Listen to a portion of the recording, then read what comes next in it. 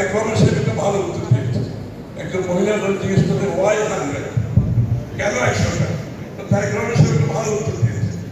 উনি বলছেন যে আপনার তো 100টা সিট রিজার্ভ, আমার 300টা সিটের মধ্যে তো আপনারা 300টা seat open for you also. তার মানে আপনার জন্য 400 সিট ওপেন, আমাদের জন্য 300 সিট কিন্তু পুরুষদের জন্য, আর মহিলাদের জন্য কিন্তু 400 seat open. So it's a big difference. So this is the attitude. এখান থেকে আপনাকে ধরে নিতে হবে আগামী দিনের মহিলার জীবনে যে পরিবর্তন আসবে বিএনপির মাধ্যমে, আপনি এই মার্কার থেকে আপনি বুঝে নিতে হবে। Thank you. ধন্যবাদ। আমরা এখন আবার আমাদের প্যানেলিস্টদের কাছে ফেরত যাব। তার আগে ছোট্ট করে একটা অনুরোধ প্যানেলিস্টদের কাছে করছি। আমরা যদি জাস্ট এখানে তাকাই, এখানে অ্যানি ভাই আছেন, টুকু ভাই আছেন, শামীম ভাই আছেন, হুম্মা ভাই আছেন। ওনারা কিন্তু অসাধারণ বক্তা, অনেক দূর দূরান্ত থেকে ওনাদের বক্তব্য শুনতে মানুষজন আসেন, কিন্তু আজকে ওনারা বক্তব্য না দিয়ে আপনাদেরকে বক্তব্যের সুযোগ করে দিচ্ছেন। সুতরাং আমাদের হাতে সময় কম, সবাই যদি একটু সংক্ষিপ্ততার ভেতরে যার যার জায়গাটুকু কাভার করি তাহলে ভালো হয়। একই সাথে এটাও কিন্তু নজিরবিহীন যে একটা প্রোগ্রাম আয়োজন করছে যুবদল, স্বেচ্ছাসেবক দল, ছাত্রদল, ওনাদের কেন্দ্রীয় নেতৃত্ব, প্রত্যেকটা অঙ্গ সংগঠনের প্রেসিডেন্ট সেক্রেটারি গত এক সপ্তাহ ধরে এখানে চট্টগ্রামে আছে এই প্রোগ্রামটাকে তুলে আনার জন্য। কিন্তু ওনারা কেউ বক্তব্য রাখছেন না আজকে।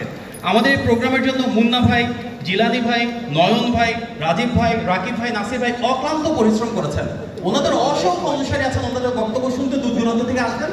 কিন্তু আজকে এই ব্যতিক্রম ধর্মী ভিন্নমাত্রিক প্রোগ্রামটাতে আমরা আমাদের প্যানেলিস্টদের কথা শুনতে চাই, আমরা আমাদের যারা অ্যাটেন্ডেন্ট রয়েছেন পার্টিসিপেন্টদের কথা শুনতে চাই। সুতরাং সবার প্রতি আহ্বান থাকবে একটু সংক্ষিপ্ত করে সবার জন্য যেন আমরা জিনিসটা উন্মুক্ত করে দিতে পারি। ধন্যবাদ। আমাদের সাথে এখন যুক্ত হবেন মাবরুর রশিদ বান্না। উনি একজন চলচ্চিত্র নির্মাতা, লেখক এবং অনলাইন অ্যাক্টিভিস্ট। কন্টেন্ট ক্রিয়েট করার মাধ্যমেও যে বাংলাদেশে আর্ন করা যায়, ইউটিউব, ফেসবুক, টিকটক থেকেও যে টাকা অর্জন করা যায়, কর্মসংস্থান তৈরি করা যায়, এটাও কিন্তু একটা বড় বিষয়। ওনার অনেক ডিফারেন্ট প্রোডাক্ট রয়েছে, কন্টেন্ট রয়েছে, এগুলো নিয়ে আজকে আলোচনা করবে কিভাবে তারুণ্যকে ধারণ করে আমরা টেকনোলজি এবং কালচারাল ইন্টিগ্রেশনের মাধ্যমে একটা এমপ্লয়মেন্ট এবং এন্টারপ্রেনারশিপের ল্যান্ডস্কেপ তৈরি করতে পারি। ধন্যবাদ।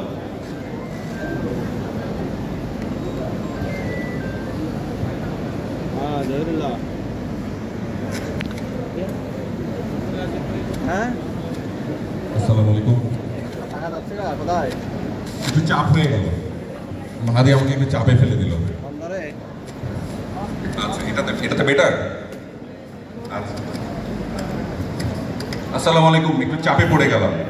এত ভালো ভালো স্পিকার সবাই সামনে বসে আছেন, যাদেরকে দেখে বড় হয়েছি তারা সবাই বসে আছেন, এবং এখানে আমার খুব ফেভারিট একজন কন্টেন্ট ক্রিয়েটার বসে আছেন, ওনার নাম হচ্ছে জাহেদ ভাই, এবং জাহেদ ভাইয়ের জন্য একটা তালি হবে।